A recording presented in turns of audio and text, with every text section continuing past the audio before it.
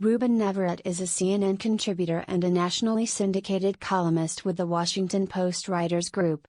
Follow him on Twitter, @Ruben Navarrete. The opinions expressed in this commentary are solely those of the author.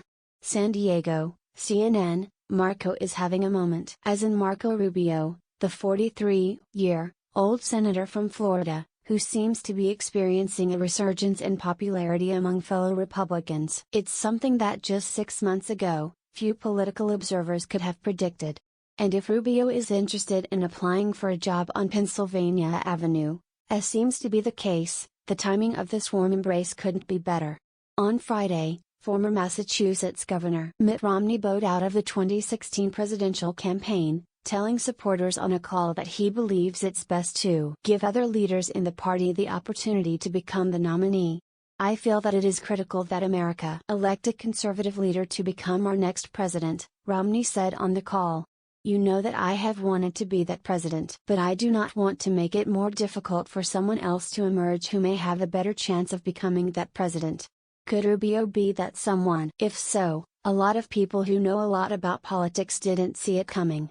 In fact, last summer, a Republican strategist who knows Rubio fairly well told me that not only was it not a foregone conclusion that the one-time GOP golden boy would seek the presidency in 2016, but he might even hang it up altogether and not even run for re-election to the Senate. What's unbelievable is that, at the time, I found this far-fetched assessment completely believable.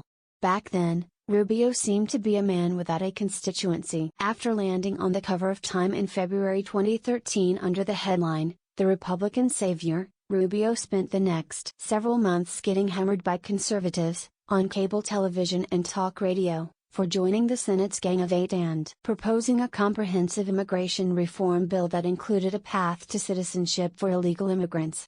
Some of the attacks were comical. A top Rubio aide told me that the Cuban-American, who was born in the United States, was getting nativist hate mail telling him to go back to Mexico. Eventually, Rubio caved into the pressure and backed away from his own legislation. As a result, he spent most of 2014 getting hammered by the left as a flopper, while being distrusted by the right, which saw him as soft on illegal immigration. Making matters worse, by then, there was another player in this game, Senator Ted Cruz of Texas, who arrived in Washington in January 2013 and proceeded to do to the GOP establishment in the Senate what a candy-starved kid does to a piñata. The fire-breathing Cruz wasted no time in railing against amnesty and quickly became the anti-Rubio, someone who conservatives could trust to keep the border secure, and the immigration debate safe from honesty and common sense. With Cruz's arrival, Rubio's stock with the right dropped further.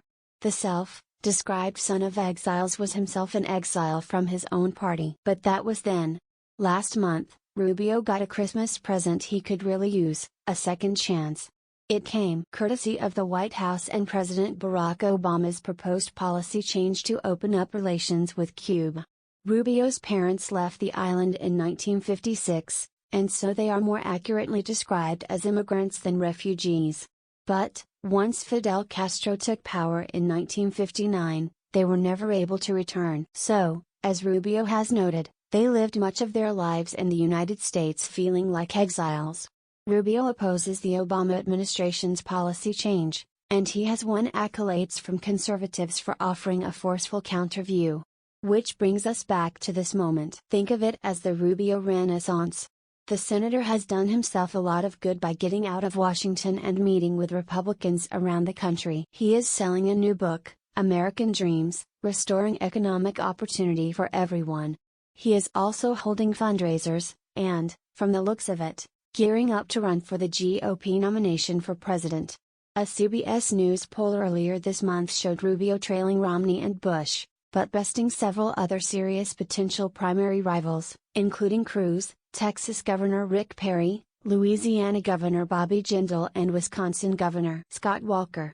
With Romney out of the race, Rubio could soak up much of his support. One could assume that many of those who were for Romney took that position because they didn't want to be for Bush. Maybe now they'll be for Rubio. Rubio is already making a pitch to those voters. After the news broke that Romney was stepping aside, The senator said this: "Over the past 2 years, there hasn't been a day when I didn't think that Mitt Romney would have been a better president than Barack Obama. Over the years, I've enjoyed getting to know Mitt and campaigning for him, was grateful for his support in my Senate race, and I know what a difficult decision this must be given his love of our country. He certainly earned the right to consider running, so I deeply respect his decision to give the next generation a chance to lead. And guess who, at 43, is part of the next generation?" Given that Bush and Rubio both hail from Florida, you have to wonder if both will actually end up running for president next year. Things could get a little crowded in the primary. At 61, Bush has seniority. But don't count on Rubio bowing out just to be polite. Much has been made about the fact that Bush is supposedly Rubio's political mentor, but folks close to both men claim this narrative is overblown. They are two Florida Republicans, they have similar politics, and they draw from the same pool of supporters and donors. That's it. Don't expect any difference. All is fair in love, war and politics. It's still very early in the 2016 saga. And yet the poll that really matters is the enthusiasm meter. These days, every time Rubio steps into a room, he takes control of it. He's there on television, arguing against opening up Cuba and praising dissidents in Havana. He's out talking about ISIS and other foreign policy issues, dueling with Senator Rand Paul of Kentucky, who preaches a repackaged but still dangerous form of isolationism. And he appeared with Paul and Cruz at a recent forum in Palm Springs, California, and impressed attendees as someone who comes armed with substance, not just sound bites. A California Republican who saw Rubio speak during this week's swing through the Golden State says she was reminded why she was once so enamored of him. She said he has good instincts, and that he is charming, smart, serious, and that he understands America's unique role in the world. I would add that Rubio is also a fresh face and a master communicator who knows how to navigate the media. He is Latino, and the GOP needs to mend fences with that group. He is also bilingual, so he can bring the party's message to immigrant audiences that Republicans usually avoid. All these tools will come in handy as Rubio enters the arena and begins the long journey to what his suddenly replenished ranks of supporters hope will be the securing of the Republican nomination. Pull up a chair.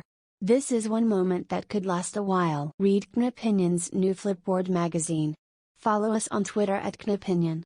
Join us on Facebook.com/Knopinion.